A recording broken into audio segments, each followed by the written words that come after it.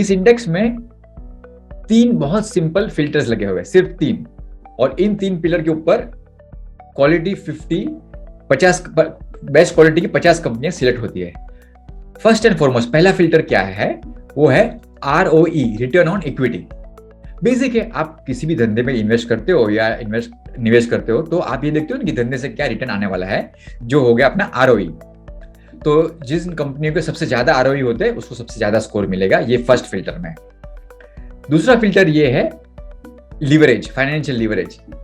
तो आपने धंधे में अच्छा ROE आ रहा है, रिटर्न बन रहा है, तो आपने निवेश करना स्टार्ट किया वो धंधे में, तो उसमें आपने खुद का पैसा कितना लगाया और बाजार से बोरोइंग कितना किया, करेक्ट, वो देखना जरूरी हो जाता है। तो डेट टू इक्विटी और फाइनेंशियल लीवरेज रेशियो जो है वो आपका सेकंड फिल्टर हो गया, कि आपने खुद के पैसे कितने लगाए, बाजार से कितने लिए। तो जितना कम डेट टू इक्विटी रेशियो होगा, मतलब बोरोड फंड जितने कम होंगे आपके शेयर कैपिटल, आपके कैपिटल स्ट्रक्चर में, उतना आपको बेटर स्कोर मिलेगा इस फिल्टर में।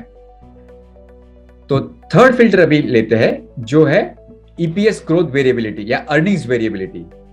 तो इसमें जो होता है कि आपका जो EPS है, अर्निंग्स पर शेयर, वो ईयर ऑन ईयर कैसे वेरिएबिलिटी हो रहा है उसमें। तो आपका एक तरह से वो अर्निंग्स का क्वालिटी देख रहा है। तो 3 फिल्टर्स हो गए, ROE कितना निकल रहा है, शेयर होल्डर्स कैपिटल के ऊपर रिटर्न्स क्या हो रहे हैं, वो एक फर्स्ट फिल्टर हो गया। सेकंड फिल्टर कि आपको वो धंधे में से कितना आपका खुद का फंड्स है, कितना बोरोड फंड्स है, तो वो लीवरेज हो गया, डेट टू इक्विटी रेशियो हो गया, और अर्निंग्स वेरिएबिलिटी वो आपका थर्ड फिल्टर हो गया। इन तीनों फिल्टर्स का एक कॉम्बिनेशन करके उसमें रिलेटिव रैंकिंग होता है।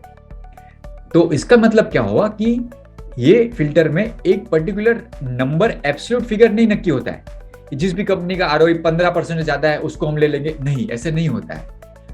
पूरे यूनिवर्स के सब कंपनीज का ROE कैप्चर होता है, और उसमें से रिलेटिव रैंकिंग या एक स्टैटिस्टिकल मेजर से आप बोल रहे जो Z स्कोर बनता है, और उस रिलेटिव रैंकिंग के हिसाब से जो बेस्ट 50 कंपनीज आती है उनको ये फिल्टर्स के थ्रू सिलेक्ट किया जाता है।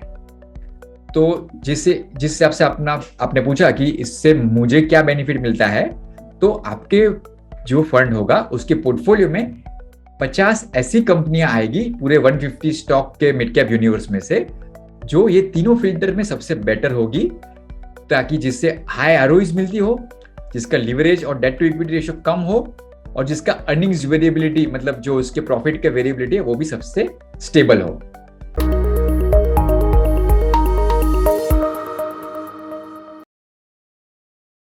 म्यूचुअल फंड निवेश बाजार जोखिमों के अधीन है। योजना से जुड़े सभी दस्तावेजों को ध्यान से पढ़ें।